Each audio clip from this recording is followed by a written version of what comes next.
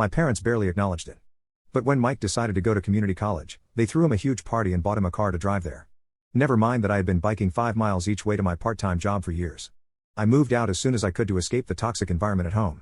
I put myself through college, working 2 jobs and taking out loans. Meanwhile, Mike dropped out after a semester, claiming college wasn't for him. Our parents fully supported his decision, praising him for knowing himself and not conforming to societal expectations. They even funded his series of failed business attempts. Over the next few years, despite the distance I tried to keep from my family, they always found a way to pull me back in. Holiday dinners were a nightmare of subtle jabs and not so subtle comparisons. "Oh, you're still at that entry-level job? Well, Mike's thinking of starting another business, he's so entrepreneurial." Never mind that I was actually building a stable career while Mike was wasting our parents' retirement fund. I tried to maintain a relationship with Mike despite everything, he was still my brother after all. But it was always one-sided. I'd reach out, try to connect, and he'd either ignore me or turn the conversation into a competition he could win. If I got a promotion, he'd suddenly have a big opportunity coming up. If I started dating someone, he'd miraculously be in a serious relationship too. It was during one of my attempts to reconnect with Mike that I met Sarah. She was a friend of one of Mike's short-lived girlfriends, and we hit it off immediately. Sarah was everything I had ever wanted in a partner: smart, funny, kind, and absolutely gorgeous. We started dating, and for the first time in my life, I felt truly happy and valued. My parents, predictably, were less than thrilled. They made snide comments about how Sarah was out of my league and questioned what she saw in me. Mike, on the other hand, suddenly became very interested in my life. He'd ask about Sarah constantly, wanting to know everything about her. At the time, I was just happy he seemed to care about something in my life. Looking back, I should have seen the red flags. Sarah and I moved in together after a year of dating, and things were great. We both had good jobs, we traveled, and we talked about the future. I started to feel like maybe, just maybe, I could have the life I always wanted: a successful career, a loving partner, and maybe even kids someday. I proposed to Sarah on our 4th anniversary. It wasn't anything flashy, just a quiet dinner at home and a heartfelt speech. She said yes, and I felt like I was on top of the world. We decided to have a long engagement, taking our time planning the wedding. We were in no rush, we had our whole lives ahead of us, or so I thought. When we announced our engagement to my family, the reactions were mixed, to say the least. My mom plastered on a fake smile and said, "Oh, how nice," in a tone that suggested it was anything but. My dad grunted and said, "Good luck with that," before turning back to the TV. Mike's reaction was the strangest. He congratulated us, but there was something off about his smile, something almost predatory. I brushed it off at the time, chalking it up to my own insecurities. The next year was full of wedding planning and work stress. Sarah and I were both putting in long hours at our jobs, trying to save up for the wedding and a down payment on a house. We didn't see each other as much as we used to, but I figured it was just a phase every couple goes through. Looking back, I should have noticed the signs. Sarah became more distant, always on her phone and smiling at texts from someone she'd quickly say was just a friend from work. She started going out more with her girlfriends, coming home late, smelling of alcohol and cologne. But I trusted her completely. I never even considered that she might be cheating, let alone with my own brother. About 4 months ago, Sarah started acting even stranger. She was moody, irritable, and constantly nauseous. I thought maybe she was pregnant, and I was thrilled at the idea. We hadn't been trying, but we talked about wanting kids eventually. I started planning how I'd support her, imagining nursery colors and baby names. Then one night, she sat me down with tears in her eyes and dropped the bomb. She was pregnant, but it wasn't mine. I was stunned. We hadn't been intimate in a while due to our busy schedules, but I never imagined she'd cheat on me. When I asked who the father was, she broke down completely and whispered, "It's Mike." In that moment, my entire world shattered. Everything I thought I knew, everything I had built my life around, came crashing down. I couldn't breathe, I couldn't think. All I could feel was this overwhelming sense of betrayal and loss. Sarah tried to explain, her words coming out in a rush between sobs. Apparently, it had started at our engagement party. Mike had cornered her and told her she was making a mistake marrying me. He played on her insecurities, telling her she could do better and that he could give her everything I couldn't. It wasn't just a one-time thing, they'd been having an affair for months. I kicked Sarah out that night. I couldn't stand to look at her, couldn't bear to be in the same room as the woman who had betrayed me so completely. She begged me to forgive her, saying it was a mistake and that she loved me, but all I could think about was how many times she'd lied to my face and how many times she'd been with my brother while wearing the ring I had given her. After Sarah left, I called Mike. I don't even remember what I said, it was all a blur of rage and pain. He tried to play it cool at first, saying it was just a drunken mistake and that it didn't mean anything. But when I pressed him, he got defensive and said, "Well, maybe if you'd been a better fiancé, she wouldn't have come to me." I saw red. I got in my car and drove to his apartment, ready to do something that would make him regret what he said. I don't know what I was planning to do, but when I got there, our parents were already there. Apparently, Mike had called them first, spinning some story about how Sarah had seduced him and how sorry he was. And you know what? They believed him. They always do.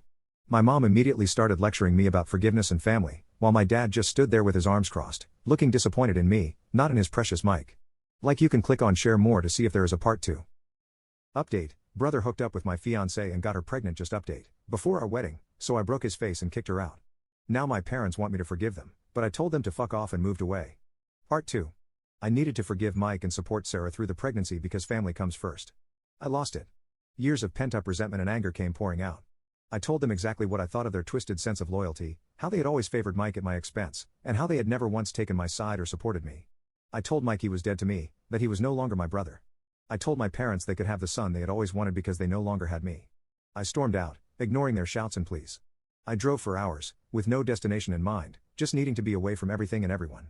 When I finally went home, I had dozens of missed calls and messages. Some were from Sarah begging for another chance, some from Mike alternating between apologies and accusations, but most were from my parents demanding that I grow up and make amends. I ignored them all, barely eating and barely sleeping. I called out of work, using all my saved-up vacation days. I couldn't face anyone or bear the thought of having to explain what had happened. I just sat in my apartment, replaying every moment of my relationship with Sarah and every interaction with Mike, trying to see where I had gone wrong. It's been 3 months now. I've moved to a new apartment, changed my number, and started therapy to deal with all this mess. But my family won't let up. Despite my efforts to cut contact, they keep finding ways to intrude on my life. They've started showing up at my workplace, trying to ambush me and force a reconciliation. My mom corners me in the parking lot, crying about how I'm tearing the family apart. My dad leaves gruff voicemails about how I need to man up and forgive Mike. Mike himself has tried to approach me a few times, but I've managed to avoid him so far. They've even sent flying monkeys in the form of extended family members to guilt-trip me into forgiving Mike. Aunts, uncles, cousins I haven't spoken to in years are suddenly blowing up my phone, telling me how important family is and how I need to let bygones be bygones. It's like they're living in some alternate reality where what Mike and Sarah did is just a small mistake, not a life-changing one. The latest development, I got a message from Sarah yesterday. She's keeping the baby and wants to co-parent with Mike. And guess what? My parents are over the moon about becoming grandparents, completely ignoring the circumstances of how it happened and the snide remarks they used to make when Sarah was with me. The letter was full of apologies and explanations, talking about how she and Mike had found real love. Through this difficult situation. She even had the audacity to say she hoped we could all be friends someday for the sake of the child. I'm at my wit's end. Part of me wants to just cut ties completely and start fresh somewhere else, maybe move to another state, change my name, and build a new life where no one knows about this mess. But another part of me is so angry that I want to stay and fight to make them see how messed up this whole situation is. I don't know what to do anymore. The betrayal has affected every aspect of my life. I can't stand to be alone with my thoughts. I haven't even considered dating again. The thought of trusting someone like that terrifies me. I've lost friends over this too, people who think I should take the high road and reconcile with my family, as if I'm the one in the wrong for not wanting to play happy families with the people who hurt me the most. The thought of Sarah and Mike raising a child together, a child that should have been mine, is like a constant knife in my gut. I know logically that the child is innocent in all this. It's not the baby's fault that its parents are lying, cheating scumbags. But I can't bring myself to have any positive feelings about its existence. My parents have started talking about how I need to be involved in the child's life and how I'm going to be an uncle. The thought makes me physically ill. How am I supposed to look at this kid and not see the ultimate symbol of my brother's betrayal? So, Reddit, I guess what I'm asking is, am I the idiot for refusing to forgive my brother and ex-fiancé? Am I wrong for wanting to cut ties with my family over this? Any advice on how to move forward would be appreciated, because right now I feel like I'm drowning in a sea of betrayal and gaslighting. I know this was long, and if you've read this far, thank you. Just writing all this out has been cathartic in a way.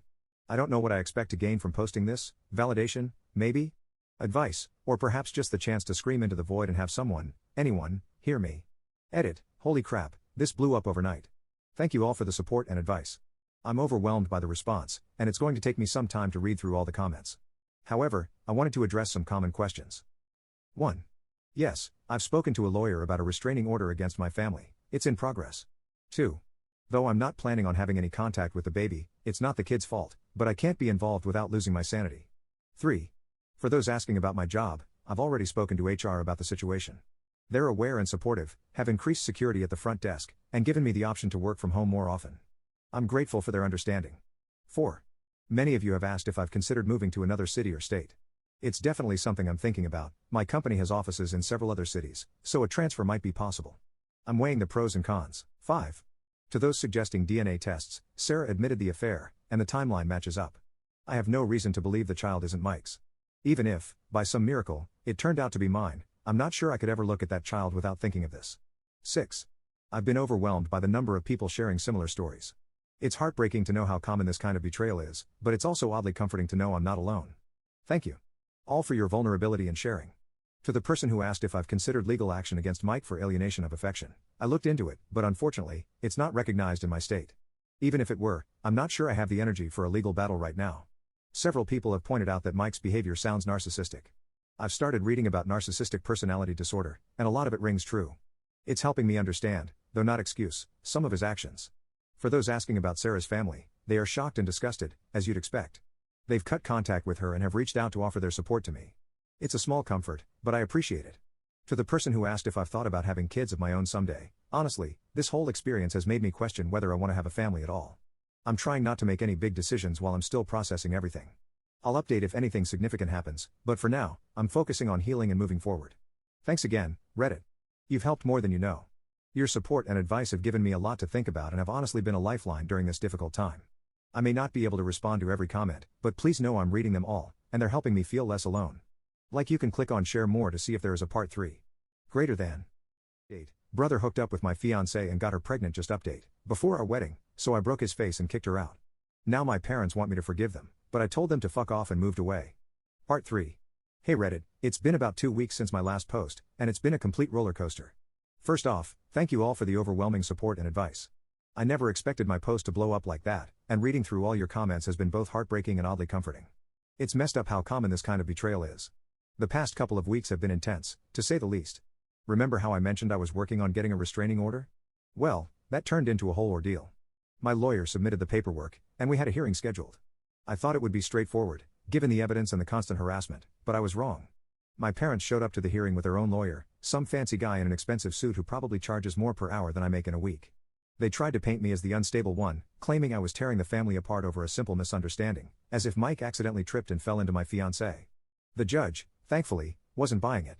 She granted the restraining order against Mike and my parents, but not without my mother bursting into tears in the courtroom and my father glaring at me like I had just committed murder. The look on Mike's face, though, I swear, if looks could kill, I'd be 6 feet under. As we were leaving the courthouse, Mike tried to approach me. My lawyer stepped between us, reminding him of the newly instated restraining order. Mike just sneered and said this wasn't over, that I couldn't hide behind a piece of paper forever. I'd be lying if I said his words didn't shake me a bit, but for now, at least, I have some legal protection. The workplace situation has been another nightmare. Remember how I mentioned my family had been showing up at my workplace? Well, that came to a head last week. I was in a meeting with a client when my assistant buzzed in, saying my mother was in the lobby and causing a scene. Apparently, she brought a photo album and was trying to show my coworkers baby pictures of Mike and me, all while sobbing about how her boys used to be so close. I excused myself from the meeting and went down to the lobby, where I found my mom surrounded by a group of uncomfortable-looking coworkers. She was in the middle of telling a story about how Mike and I used to take baths together as toddlers when she saw me. She tried to rush toward me, talking about a baby shower, but I cut her off. I told her she needed to leave immediately or I'd call the police and have her removed for trespassing and violating the restraining order. The look on her face was like I'd slapped her, but after everything they've put me through, I couldn't bring myself to care. Security escorted her out, and I had to spend the next hour doing damage control with my boss and coworkers. Thankfully, most of them were understanding, but I could tell some were wondering what kind of drama I was bringing into the workplace. The confrontation with Mike, though, that's where things really went off the rails. Last Saturday, I was at the gym, trying to work out some of my anger on the punching bag. I was so focused on my workout that I didn't notice someone come up behind me until I heard his voice. I spun around, and there was Mike, smirking at me like he hadn't just violated the restraining order. He started running his mouth loud enough for nearby people to hear. I told him to get out before I called the cops, but he just laughed, saying he'd tell them how I'd been threatening him and Sarah. That's when I lost it.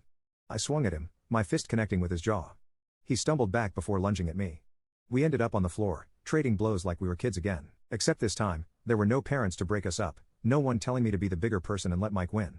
I got in a few good hits before the gym staff pulled us apart. Mike's nose was bleeding, and I could feel mine swelling shut. We were both yelling, trying to break free and get at each other again. The gym manager threatened to call the cops, and that finally snapped me out of it. I grabbed my stuff and left. As I was driving home, still shaking with adrenaline, I got a call from an unknown number. Against my better judgment, I answered it. It was Sarah, screaming at me about how I had broken Mike's nose and he might need surgery. I laughed, I couldn't help it. The absurdity of her being angry at me after everything they'd done was just too much. I told her I was sorry if I hurt her little boyfriend, the one she'd been sleeping with behind my back for months. She started sobbing, going on about how stressed she was and how the baby could sense her distress, and how could I be so selfish. I hung up on her and blocked the number. The fallout from the fight was intense. News had spread like wildfire through our social circle. My phone was blowing up with texts from friends and family members, some taking my side, others calling me names for hitting my poor defenseless brother. Sarah's parents reached out again, reiterating their support for me and expressing their disappointment in their daughter. It was a small comfort, but at this point, I'll take what I can get.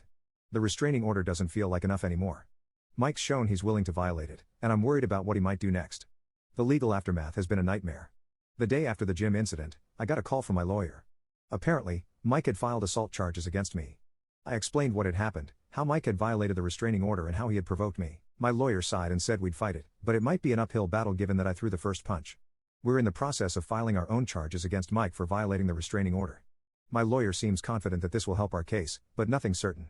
I've had to give statements to the police, show them the bruises on my face and knuckles. It's humiliating having to justify defending myself against my own brother. The gym has banned both Mike and me for life. I can't say I blame them, but it sucks that the gym was one of the few places I felt I could let out some of my anger in a healthy way. My cousin Amy, who I've always been close to, called me the other day. She's been catching a lot of heat from the family for supporting me, but she's standing firm. She told me some of what's been going on behind the scenes. Apparently, my parents have been telling everyone that I'm having some kind of mental breakdown. They're saying that Sarah and Mike's relationship only started after Sarah and I had broken up, and that I'm just jealous and can't let go. Amy says a lot of the family isn't buying it, but some are. It's infuriating knowing that they're out there spreading lies about me while I'm trying to keep my head down and heal. Things at work have been, to say the least, challenging. After the incident with my mom in the lobby and the fight with Mike making the rounds on local social media, I can tell my coworkers are walking on eggshells around me. My boss called me into his office earlier this week. He started by saying he values me as an employee and understands I'm going through a difficult time, but then he hit me with the kicker. He thinks it might be best if I take a leave of absence until things settle down. He said we could call it a personal sabbatical if I'd like, paid, of course. I wanted to argue, to tell him that work is the only thing keeping me sane right now, but I could see the decision had already been made, so I agreed, thanked him for his understanding, and started packing up my office. As I was leaving, I overheard two of my coworkers whispering about how my brother had gotten my fiancée pregnant. I slammed my office door louder than necessary as I left, taking some small satisfaction in seeing them jump. I'd be lying if I said all of this wasn't affecting me. I've started going on long drives at night just to get out of my apartment. Sometimes I find myself parked outside my old place. Like you can click on share more to see if there is a part 4. Greater than.